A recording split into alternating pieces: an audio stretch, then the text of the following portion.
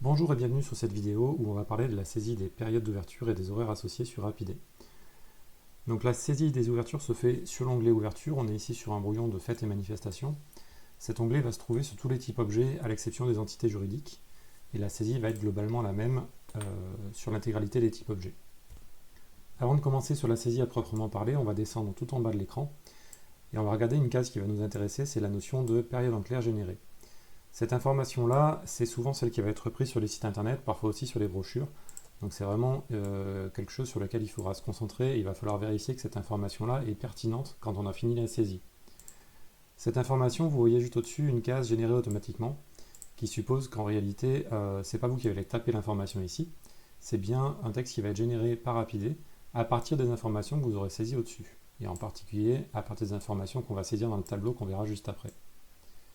L'avantage de le laisser générer par Rapidé, c'est qu'il va être traduit automatiquement dans les différentes langues qui sont disponibles sur le SIT. Mais vous auriez éventuellement la possibilité de choisir de ne pas le générer automatiquement, autrement dit de venir le saisir à la main. Cette option-là, on doit l'utiliser le moins possible, parce qu'on va avoir besoin la plupart du temps que nos informations au-dessus soient le plus précises possible, notamment pour les sites internet et notamment pour les moteurs de recherche, et en particulier pour faire vos sélections, si vous recherchez toutes les offres, toutes les manifestations qui sont ouvertes la semaine prochaine. On a besoin que les dates soient renseignées ici. Si on ne renseignait aucune date ici, mais qu'on choisissait simplement de décocher la case et de venir saisir ici ouvert la semaine prochaine,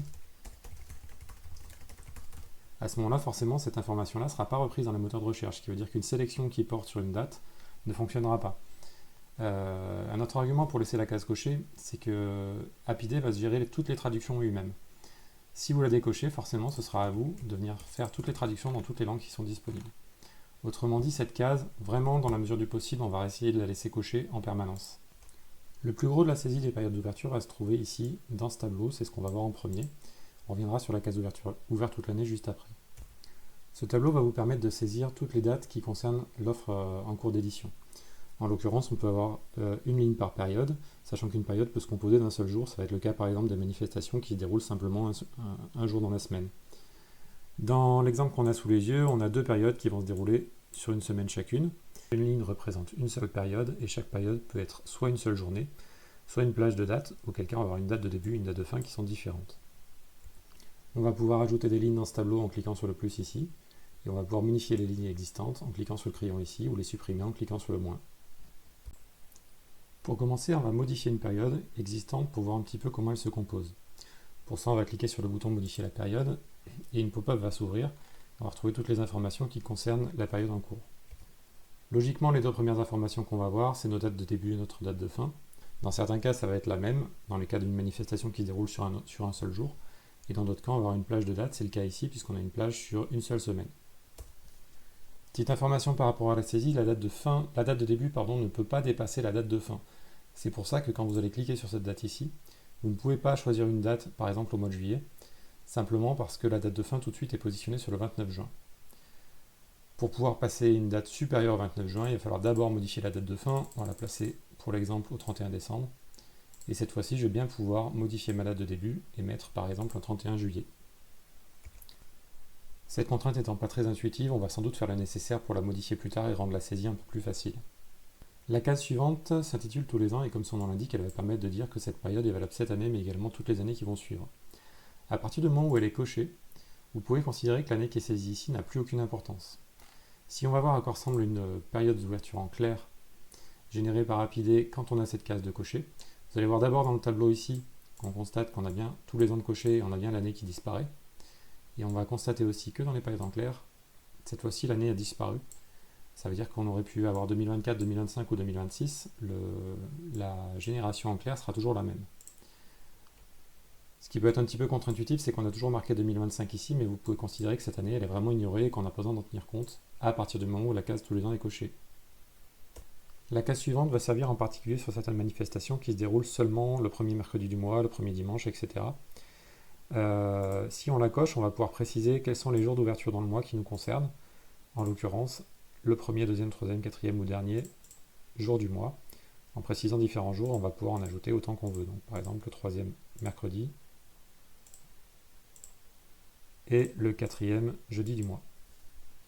Ça, c'est une information qui va être principalement réutilisée dans les ouvertures en clair. On va aller voir ici comment ça s'est généré. Et donc on va bien retrouver le troisième mercredi du mois et le quatrième jeudi du mois, et ensuite les horaires qu'on a saisis juste en dessous, dont on va parler maintenant. Ensuite, on va retrouver la notion d'ouverture exceptionnelle. Les ouvertures exceptionnelles vont nous permettre de préciser jour par jour une ouverture qui ne serait pas prévue dans les plages de date sur la période en cours. Imaginons qu'on ait un commerce qui ouvre systématiquement du lundi au vendredi, mais qu'exceptionnellement il souhaite ouvrir un samedi parce que c'est un jour de brocante et qu'il sait qu'il va y avoir du monde. À ce moment-là, on va venir saisir ici un samedi en août en supposant que c'est le jour de la brocante, donc en l'occurrence le 23 août. Et ce qui va se passer, je vais décocher les autres cases pour qu'on n'ait pas de confusion dans les ouvertures en clair. C'est que dans les ouvertures en clair, on va simplement retrouver une date supplémentaire le 23 août. On aurait aussi pu placer cette information ici dans les compléments horaires. Donc ça, c'est un texte qu'on va pouvoir saisir, qui est traduisible, et dans lequel vous allez pouvoir placer des informations complémentaires, par exemple où se trouvent les clés pour quelque chose qui serait fermé et qui serait visitable en demandant les clés. Pour autant, on va essayer d'éviter de mettre des dates là-dedans, parce que le fait que cette date soit présente ici va nous permettre de nous assurer que dans les moteurs de recherche, cette offre remontera bien pour le 23 août, même si elle n'était pas censée être ouverte le 23 août. Si j'avais simplement mis ici ouvert exceptionnellement le 23 août, dans ce cas-là, dans les moteurs de recherche, l'offre aurait quand même été considérée fermée, puisqu'on n'a pas l'information dans les dates qui nous permet de rechercher correctement. Donc encore une fois, ces compléments horaires, c'est un petit peu comme la période d'ouverture en clair. On va essayer de les utiliser le moins possible et de préciser ici que les informations qu'on n'a pas pu saisir ailleurs. On passe maintenant à une précision très importante dans le cadre des ouvertures d'une offre, c'est la notion d'horaire d'ouverture. La saisie des horaires d'ouverture a évolué en juin 2025. Jusque-là, on avait simplement deux cases, une heure de début et une heure de fin. Depuis juin 2025, on a la possibilité de saisir de façon détaillée des horaires, jour par jour, avec potentiellement plusieurs plages horaires. Cette fonctionnalité existait avant 2025, mais elle s'appelait Happy Hour. C'était une pop-up différente qui s'ouvrait, c'était une information un petit peu différente à saisir. Maintenant, tout est intégré dans le SIT, et en particulier, tout ressortira comme il faut dans les API et pourra être exploité sur les sites internet. La première chose qu'on va trouver dans ce tableau d'horaire, c'est la possibilité de nommer des horaires pour les réutiliser. Cette fonctionnalité va nous permettre de ne pas avoir à ressaisir plusieurs fois des horaires qui sont valables sur plusieurs périodes, typiquement des horaires qui seraient différents sur toutes les périodes de vacances scolaires. On en parlera juste après la saisie classique. Pour l'instant, on va se concentrer sur la saisie classique des horaires d'ouverture d'une offre. En l'occurrence, vous voyez que vous allez avoir systématiquement présent ici, dans la pop-up, ce tableau d'ouverture qui va vous permettre de saisir des horaires différents pour les différents jours d'ouverture de votre offre. Je vais partir d'une saisie vide, ici, et donc on va avoir une case qui nous permet de rajouter des jours d'ouverture. Par défaut, ces jours d'ouverture vont être positionnés du lundi au vendredi, si on avait une plage qui était suffisamment grande, donc en l'occurrence une plage qui dure plus de 7 jours. Bien entendu, on va pouvoir décocher des jours si on le souhaite pour dire que l'offre n'est ouverte que du lundi au mercredi. Et surtout, pour chacun des jours qui sont ouverts ici, on va pouvoir préciser les horaires. En l'occurrence, on va considérer que l'offre est ouverte de 9h à 12h, puis de 14h à 18h. Imaginons qu'on ait des horaires différents pour plusieurs jours d'ouverture. À ce moment-là, on va simplement rajouter un bloc de jours ici en cliquant sur plus. Par défaut, les horaires vont être cochés à jeudi et vendredi, puisque comme je disais tout à l'heure, on va considérer que c'est ouvert du lundi au vendredi. Là aussi, on peut choisir de décocher le vendredi si on le souhaite. Et on va pouvoir venir préciser qu'ici, les horaires du jeudi sont de 9h à 18h, sans pause entre midi et 2. On va rajouter encore un bloc de jours supplémentaires et cette fois-ci, on va voir à quoi sert la case fermée. Cette case, elle sert principalement à la génération des ouvertures en clair. Il faut savoir que préciser que le vendredi est fermé ou tout simplement ne rien dire du tout, techniquement, ça va revenir au même. Nous, côté recherche, notamment côté sélection, chaque fois qu'on va rechercher si une offre est ouverte ou non, là, on va considérer qu'elle est ouverte du lundi au jeudi, même si je n'ai pas précisé que c'était fermé le vendredi ici. Cette information-là, elle sert uniquement à l'ouverture en clair. On va voir à quoi ça ressemble dans le texte qui est généré en bas. On va voir qu'ici, j'ai bien une précision sur le fait que c'est fermé le vendredi. Mais il n'y a pas d'obligation de le faire. En réalité, supprimer cette précision-là reviendra exactement au même, puisqu'on aura une période d'ouverture du lundi au jeudi. On n'aura simplement pas la précision fermé le vendredi. Donc on a bien toujours nos périodes d'ouverture du lundi au jeudi. Dans la liste des jours qui sont disponibles ici, vous remarquez aussi la présence d'un F qui signifie jour férié.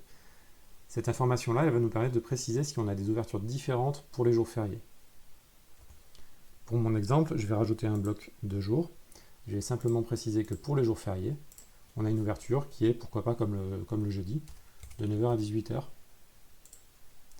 On aurait aussi pu préciser ici, si je supprime le bloc, vu que c'est la même chose que pour les jeudis, que les jeudis et les jours fériés, on est ouvert de 9h à 18h. Dans ce cas-là, l'ouverture en clair va le préciser. Donc le jeudi et les jours fériés de 9h à 18h.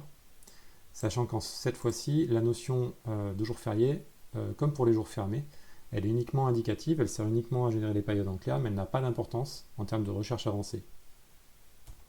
On va revenir maintenant sur les notions de plage horaire. Jusqu'ici, sur Rapidé, vous aviez la possibilité de saisir simplement une plage horaire par période d'ouverture. Maintenant, on va pouvoir saisir autant de plages horaires qu'on veut sur une journée donnée. Pour l'instant, il n'y a pas de vérification sur le fait que les plages horaires se chevauchent ou pas. Donc là, je pourrais parfaitement saisir de 11h à 15h, ce qui n'est pas très cohérent par rapport aux saisies que j'ai au-dessus. Là encore, c'est sans doute quelque chose qu'on ajoutera par la suite. Mais pour l'instant, c'est bien à vous de contrôler que votre saisie est cohérente. Donc on peut en ajouter autant qu'on veut. Il faut savoir aussi qu'on peut ne pas en mettre du tout. Si on n'en met pas du tout, simplement on considérera que l'offre est ouverte du lundi au mercredi sans faire de précision sur les horaires. Là encore, ça a une importance que pour la période en clair. Et ça n'a pas d'importance pour la recherche et pour les sélections qu'on va faire sur les sites internet. Là c'est bien le cas, on précise uniquement que c'est ouvert le lundi, le mardi et le mercredi sans précision sur les horaires. Et le jeudi et les jours fériés, on a bien laissé notre précision sur les horaires de 9h à 18h. Pour rester sur la notion de plage horaire, donc vous voyez qu'il faut cliquer sur le plus pour ajouter une ligne ici, forcément sur la corbeille pour la supprimer. On a aussi une possibilité de saisir plus facilement ici. Vous avez vu tout à l'heure que je saisis simplement un 9. Je passe à la case suivante, je saisis 18. Et on va comprendre directement qu'on parlait bien de 9h à 18h. Pour ceux qui ont l'habitude de saisir avec le clavier, il faut savoir que la touche tabulation est prise en compte. Ça veut dire que je vais pouvoir ici saisir 8, tab 19, tab la corbeille pour supprimer. Si je continue de faire tab, je vais pouvoir faire 9, 18, je clique sur le plus à partir du clavier, à partir de la barre espace, et je continue de saisir, donc de 20h à 22h, etc., etc. Donc sans forcément me servir de la souris. En dessous de cette première ligne qui nous permet de saisir de façon classique les ouvertures, qui est le cas le plus courant qu'on va rencontrer, vous voyez qu'on a la possibilité d'ajouter d'autres types d'horaires. Imaginons qu'on soit par exemple sur un patrimoine culturel, donc là je suis revenu sur une saisie très classique, on va partir du principe qu'on est sur un musée, qui est ouvert du lundi au vendredi, le matin et l'après-midi, et qui est ouvert le samedi et le dimanche, de 9h à 18h. Ce qu'on va pouvoir faire sur ce musée, c'est qu'on va préciser qu'il a des horaires de visite guidée par exemple. Pour ce cas, je vais cliquer sur visite guidée, et on va rajouter de la même manière que les ouvertures, cette fois-ci on va rajouter la notion de visite guidée. Là aussi on va pouvoir préciser quel jour elle se déroule, donc en l'occurrence je vais considérer qu'elle se déroule comme pour les ouvertures sur les mêmes périodes. Par contre cette fois-ci on va pouvoir préciser à quelle heure sont précisément les visites guidées. En l'occurrence mon musée il ouvre de 9h à 12h, peut-être que mes visites guidées elles ne commencent qu'à 10h, et peut-être qu'elles se finissent, admettons, à 11h. On va pouvoir préciser ici quelle est la récurrence de ces visites guidées. Admettons qu'il y a un départ par exemple toutes les 30 minutes. Je vais préciser, alors cette fois-ci il va bien falloir préciser 0030 pour bien comprendre qu'on est sur 30 minutes. Et donc là en fait je viens de dire qu'on a des visites guidées qui se déroulent de 10h à 11h toutes les 30 minutes. Ce qui n'a pas tellement de sens sur une demi-journée.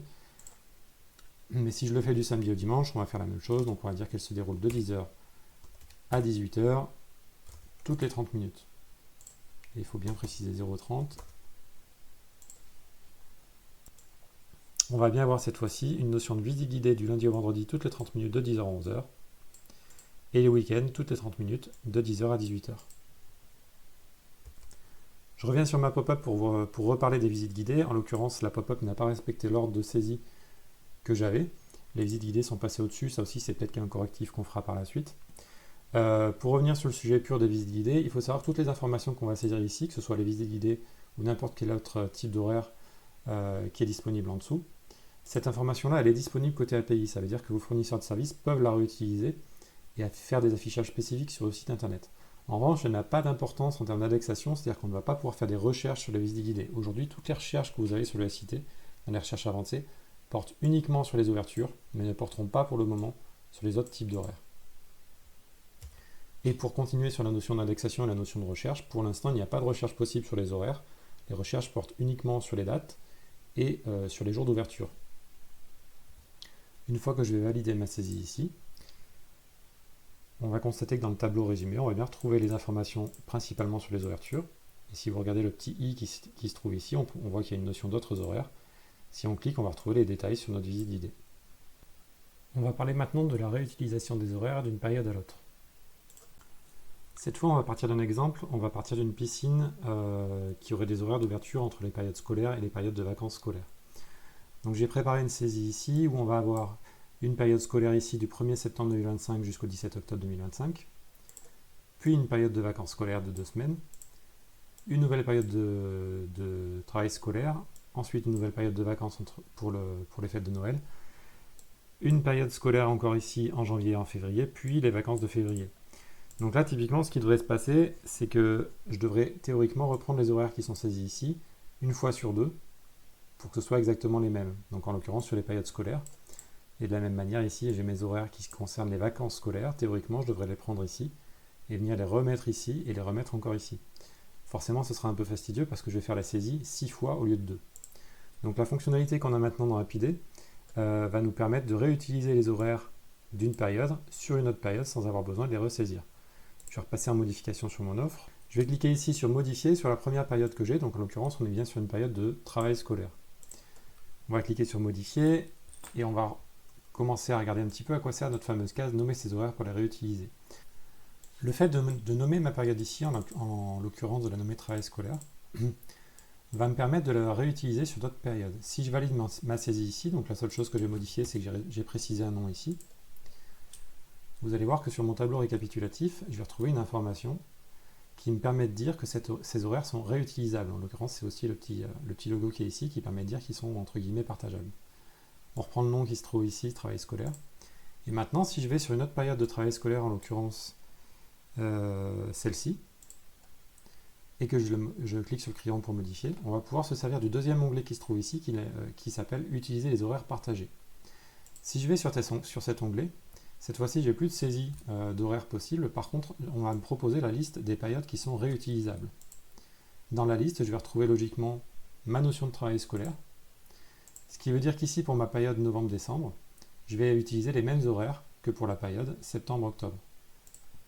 Si je valide cette saisie, on va voir que sur le tableau récapitulatif, on retrouve bien la notion de travail scolaire. Ici, on a un petit logo qui nous permet de dire que les horaires sont réutilisés. Donc, ce n'est pas des horaires que j'ai saisis spécifiquement en novembre et décembre. C'est bien les horaires qui sont réutilisés à partir d'une saisie précédente. Le tableau récapitulatif, logiquement, possède les mêmes infos qu'on a ici. Et donc, je vais procéder de la même manière pour les vacances scolaires. Ici, je vais préciser qu'on est bien sur des vacances scolaires. À partir du moment où la période est nommée, donc là encore, elle est notée comme réutilisable. Je vais me placer sur la prochaine période de vacances scolaires. Je vais aller dans l'onglet « Utiliser les horaires partagés ». Et je vais venir sélectionner la période qui m'intéresse, donc en l'occurrence vacances scolaires. Même principe, donc on va retrouver dans le tableau récapitulatif les mêmes informations que sur la période d'origine. Une chose importante à savoir, c'est ce que vous avez sur le petit bouton i qui se trouve ici. On va vous préciser que toute modification postérieure sera répercutée automatiquement sur les périodes réutilisant celle-ci. Si je modifie la période d'origine, donc en l'occurrence, je suis sur ma première période de vacances scolaires, celle qui va servir de référence et celle qui sera réutilisée 3 ou 4 fois pour les autres périodes dans l'année. Si je fais une modification ici, par exemple que je vais préciser qu'on est bien ouvert les jours fériés, simplement l'après-midi. Donc on va mettre de 14h à 18h. En fait, la modification que je viens de faire ici sur ma période de vacances scolaires d'origine, celle qui est réutilisable, elle est également reportée sur toutes les autres. Donc il n'y a qu'une seule saisie à faire, et même si vous modifiez la saisie d'origine, ça modifie bien les saisies cibles. Maintenant, on va revenir sur une notion dont on n'a pas parlé jusque-là, c'est la notion d'ouvert toute l'année.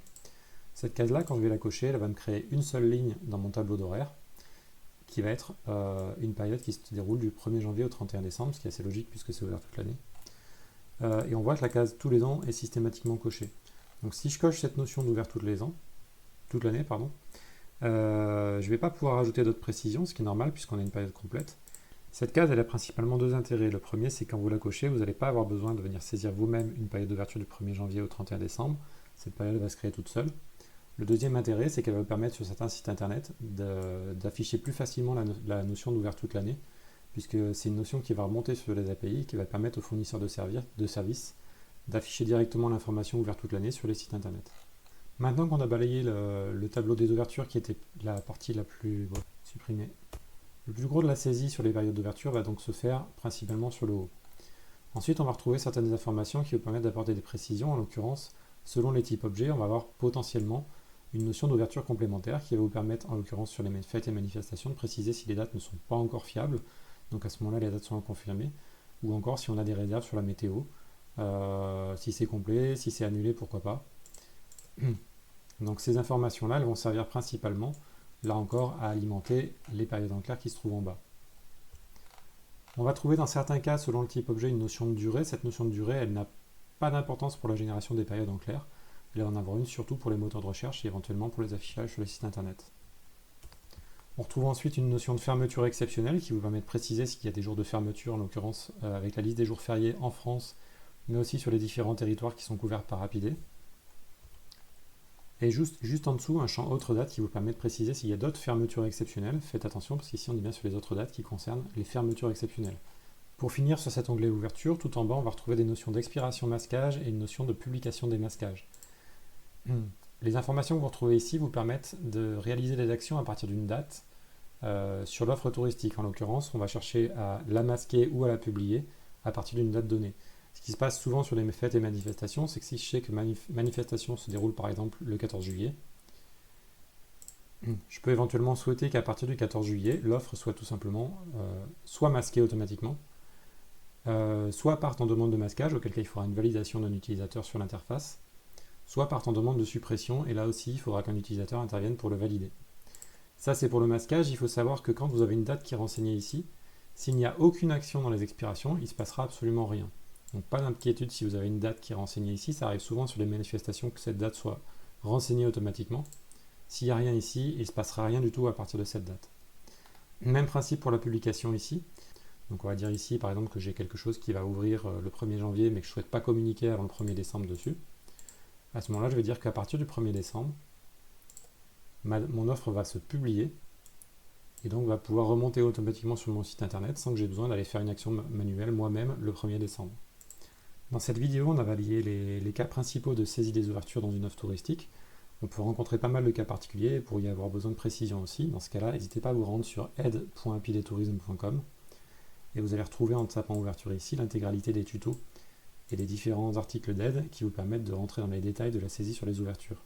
Vous allez retrouver aussi sur ce site d'aide le bouton d'aide en bas à droite qui vous permet d'ouvrir une pop-up qui va vous permettre de dialoguer avec nous. En l'occurrence, vous allez pouvoir poser des questions au bot, mais si besoin, vous pouvez cliquer sur contacter votre équipe pour pouvoir laisser un message et créer un ticket sur Zendesk qui nous permettra de vous répondre directement par mail. Merci d'avoir suivi cette vidéo et n'hésitez pas à laisser des commentaires.